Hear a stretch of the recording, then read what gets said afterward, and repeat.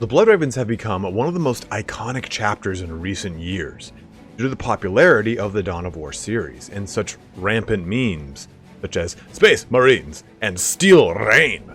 Outside of an outstanding color scheme, what makes the chapters so different from the rest? Well, their origins are shrouded in mystery, as well as their parent gene seed. Their entire chapter history is wrought with tragedy and destruction, while also colored with loyalty and courage.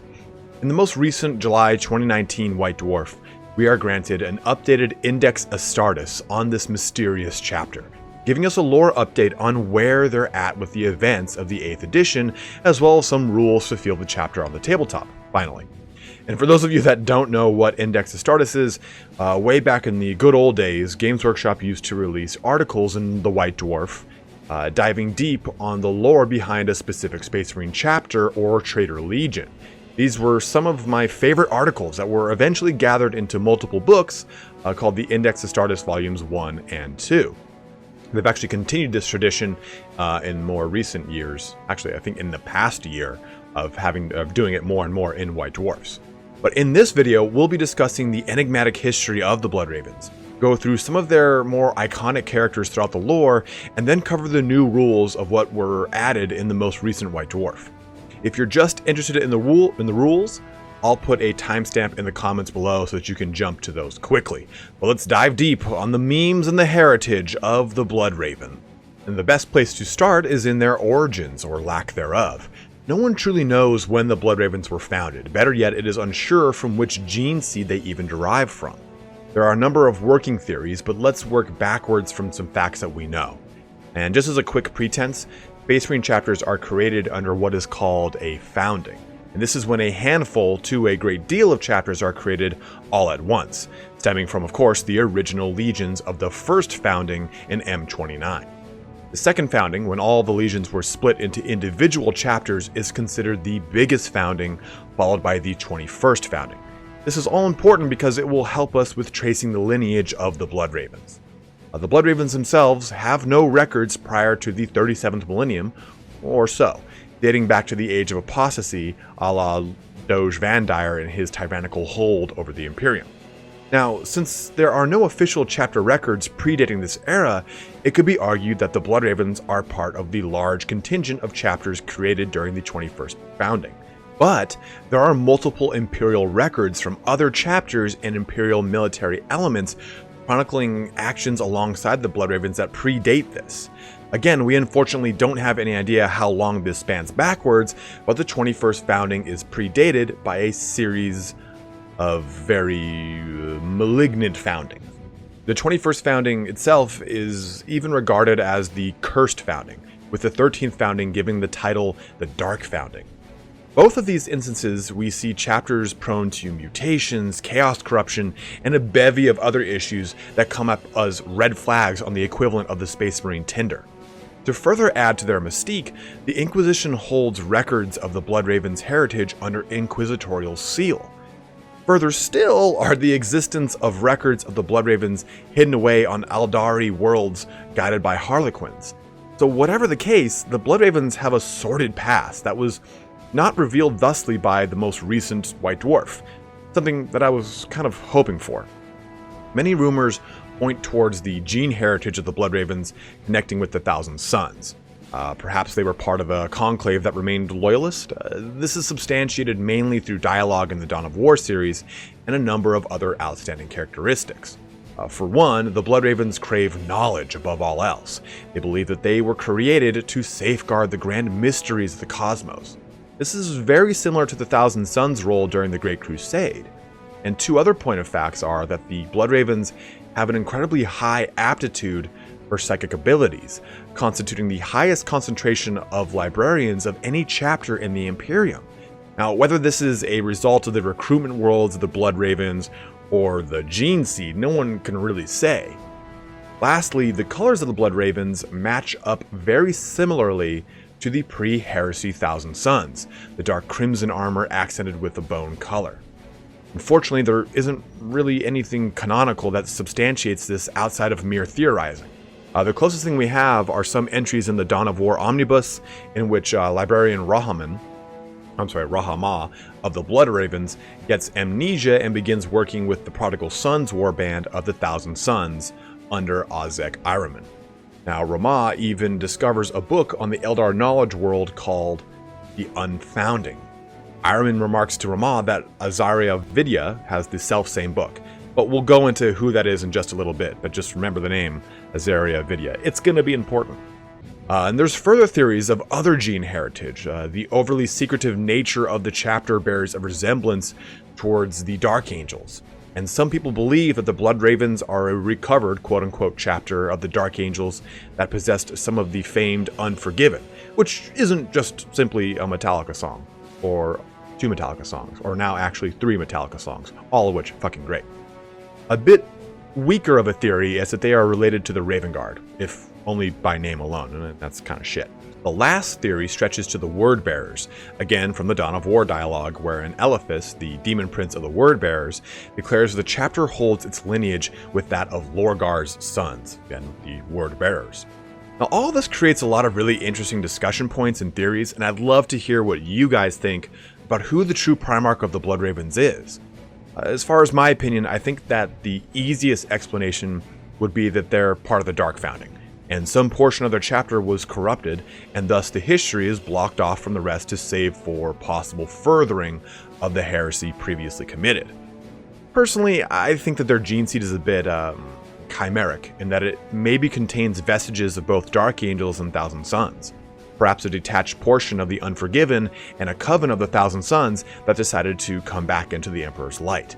I think that's the story I like the most because it has a much richer kind of history to me.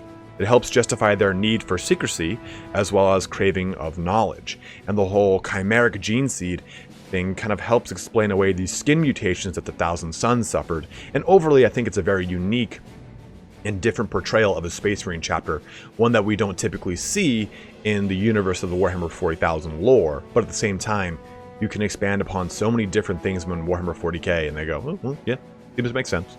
So while we don't 100% know where the Blood Ravens ultimately stemmed from, we can trace a great deal of their traditions and beliefs back to an individual known as the Great Father. In one of the earliest recorded engagements of the Blood Ravens, the chapter took part in a crusade through the Gothic sector, scouring the forces of the ruinous powers and winning a great deal of success in the earliest portions of the campaign. Eventually, chaos struck back in a large amount of sector-wide counterattacks.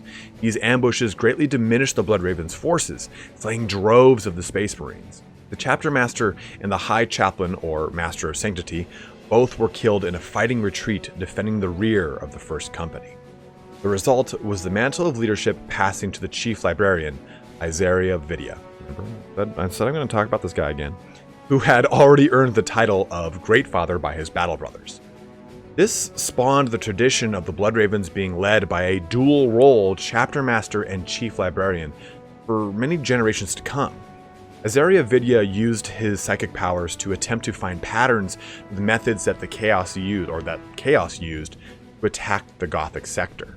Many of the other Imperial elements regarded this as cowardice, but the Blood Ravens relegated their exposure purely to guerrilla warfare throughout the sector. In time, Vidya was able to discern something of a pattern through the miasma of seeming random occurrences. Finally, the Blood Ravens were unleashed on the ruinous powers, fighting engagements across the sector with overwhelming force before chaos could really even get a footing. When the enemy would retreat, they would find their evacuation points and retreating locations already under attack by the Blood Ravens. The Gothic sector was completely subdued in a matter of months, earning the Blood Ravens a great deal of praise. After the campaign, Vidya returned the chapter to its home world of Aurelia and began rebuilding the strength and traditions of the chapter. And this is where we get a pretty big shift in the way the chapter is organized and run. Librarians start to become a large part of the chapter's inner workings. This is something that is reflected in their new rules, but the chapter's search for knowledge increases tenfold, especially as it pertains to their origins. The Blood Ravens call the mystery behind their origins the Unfounding, which may be in part due to the book that we mentioned earlier between Rama and Iraman. But Iraman is known for his tricksy ways, so there's really no telling how much truth there was behind his words. Azaria Vidya went on to write a famous book, within the chapter. It's a self-help book for Space Marines on how to deal with your emotions. No, not really. But it's known as the Apocrypha of the Unfounding, discussing much of the knowledge and theories gathered about the chapter's mysterious origins. Ultimately, EVGA believes that the chapter is very closely linked to the Emperor himself, and that the origins have been hidden by the agents of the throne. Be this Custodes or the Inquisition, he does not really say. Regardless, the further discovery of this knowledge would be deemed not heretical as long as the information stayed within the chapter. He postulates that there is a good reason the origins are so enigmatic, or else they'd be out in the open. And this is an interesting notion, as any hint of possible corruption makes me wonder why the chapter wasn't just simply destroyed and the gene seeds purified. This has happened to countless chapters in the long history of the Imperium after the Horus Heresy. There are plenty of inquisitorial records of a chapter being excommunicated and subsequently destroyed to a man. So, food for thought, as they say. Of the overall battle doctrines of the Blood Ravens, they follow the same footprint that EVGA used during the Gothic Sector campaign. Painstaking research, divining, and meditation on the enemy's movements before making surgical attacks and strikes to best outwit the opponent. Interestingly enough, this actually does not seem to be the case throughout the rest of the engagements in their future.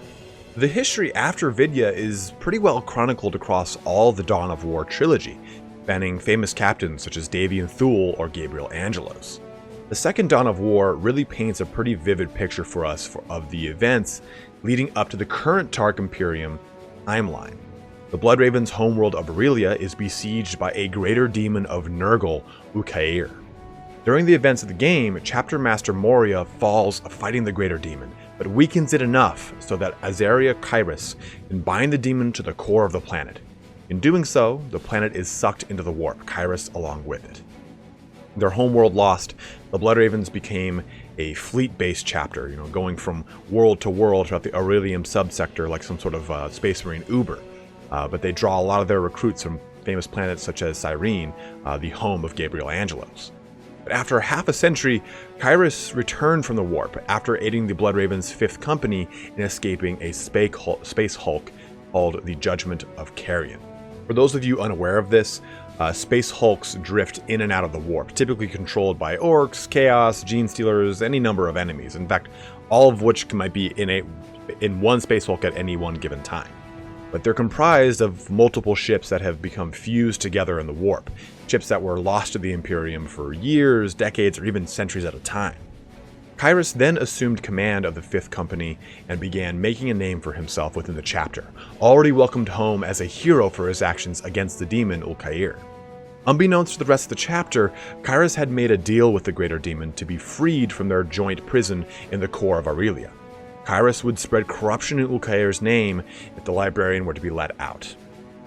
Hiding his corruption, Kyrus quickly ascended to the rank of Chapter Master, filling the dual role of both Chief Librarian and leader of the chapter like so many that had come before him.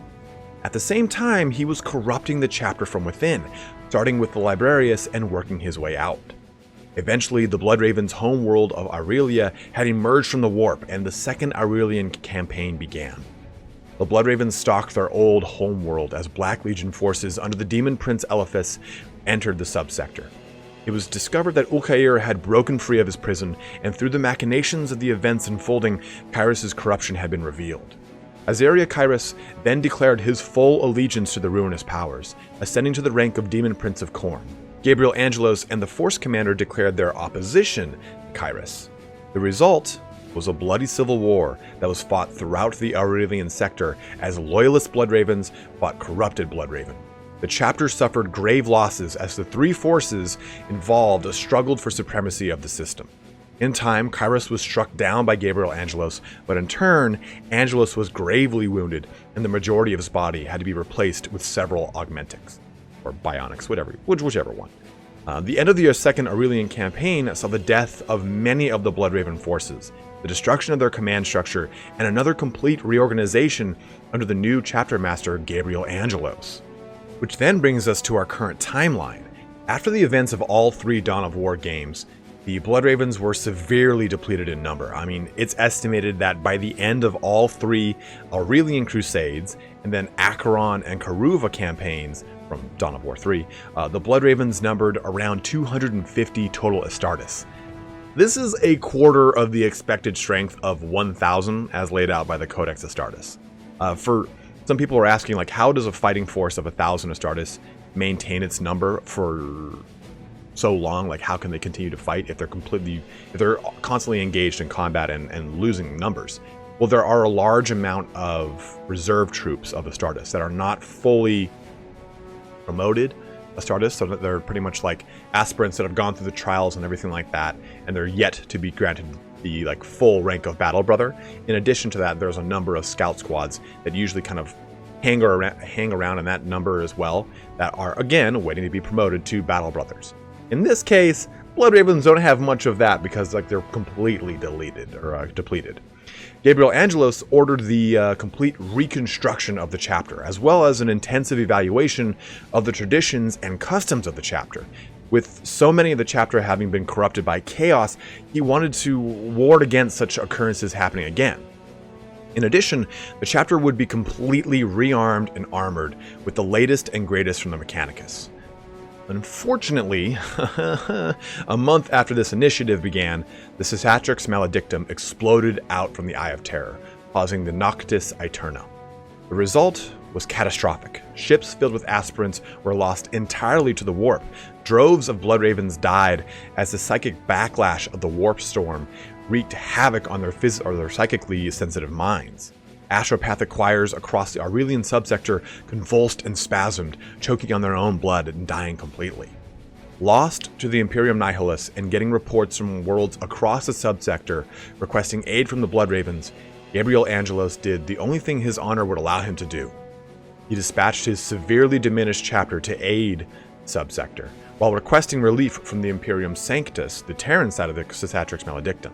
And there's really no telling how many Astartes of the Blood Ravens were left when the emissaries of the Adeptus Custodes appeared to bring aid to the Blood Ravens in the form of Primaris gene seeds and their means of production, but the aid was sorely needed. Within a few years, the Blood Ravens were able to replenish their forces, filling it with Primaris Marines in the heraldry of the Blood Ravens, exacting the Emperor's wrath across the subsector and aiding in the Indomitus Crusade as Robert Guilliman continued his rock tour throughout the Imperium Nihilus. With all that being said, we still don't really know a great deal about who the Blood Ravens truly are. We know that there is a chapter master that is typically a dual role between librarian and commander, sure, but there also exists the secret masters, which are a ruling council or sect of psychers that make the decisions, such as who to appoint as the next chapter master. Such as the mystique behind the chapter that we don't really know much about their overall role in the chapter, let alone what positions those individuals hold within the chapter. One of the famous captains of the Blood Ravens, Davian Thule, actually discovers the origins of the chapter before he was mortally wounded by Tyranids and placed within a dreadnought. He reveals that he destroyed the book containing the origins after reading them, but tells no one what he learned.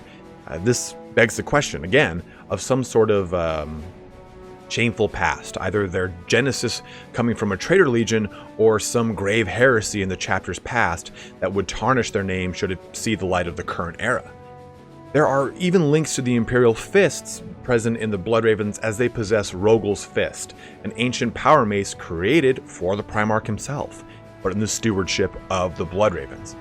No matter how you look at it, the Blood Ravens will always be an elusive mystery to those that peer into the lore or hope to pierce the veil of the origins of this chapter. There are many connections to many first founding legions, and even further connections to some of those legions as substantiated by plenty of agents of chaos. The truth is something that I think Games Workshop will keep from us for a long time, giving us breadcrumbs here and there until either the next Dawn of War or some full release of a Black Library publication or series. But before we close this video out, I want to go into the new rules added in the White Dwarf, namely the new chapter tactic for the Blood Ravens, Relentless Seekers. The Blood Ravens unwaveringly seek out knowledge at all opportunities, and even the most punishing assaults cannot hold them at bay. Their chapter librarians are meticulous in this collection, for hopefully this may lead them to some secret about their chapter's mysterious past.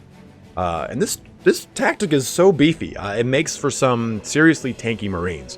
One of the biggest problems with the entire Space Marine Codex is that while they have a ton of cool toys, almost every Marine only has a toughness of 4, meaning they're quite easy to wound. This chapter tactic means that any unmodified wound roll of a 1 or a 2 always fails. So Blood Ravens can be wounded on a 3-up at best. This is a huge defensive advantage because it negates a lot of the higher weapon strength anti-marine weapons that we see across a ton of factions. In addition, the tactic also allows any psyker making a psychic or deny the witch test the ability to re-roll any or all rolls of 1, which is again strong for dodging perils of the warp, getting abilities off, or shutting down other casters. Now, the new stratagem that the Blood Ravens get is called Chief Librarian. As masters of the psychic arts, the Chief Librarian of the Blood Ravens can direct the energies of the Immaterium with incredible precision and power. That's the flavor text. So for 1 command point, you can promote a normal librarian to a Chief Librarian, giving them an additional psychic power and the ability to deny an additional psychic power in the Deny the Witch phase, which is insane. You're going to pay 1 command point to give a standard librarian the same psychic potential of a special character librarian. Well worth it. Now, what Blood Raven's army would be complete without Gabriel Angelos himself? Now we have some fancy ass rules for him. He has a pretty standard profile for a captain, but instead he can move 6 inches in his Tartaros Terminator armor and his 6 wound, and he has 6 wounds and 5 attacks. His weapon, God Splitter, is pretty beastly too. When you're in close combat, you can choose one of 2 profiles. Mighty Strikes is a strength ×2, AP -3, damage 3 profile, which grants wound rolls of 6 mortal wounds, but you get a -1 to hit. So your standard Thunder Hammer stats with a static 3 damage and a chance for mortal wounds with 5 gnarly attacks is pretty sweet. His other profile is Sweeping Blows and is meant for clearing out hordes. It gives strength +2, AP -1, and damage 1. But it also grants Angelos 3 more attacks, bringing it up to a total of 8 strength 6 attacks. His last ability of note, aside from the typical Captain Rerolls, Iron Halo, and Teleport Strike, is Leaping into the Fray.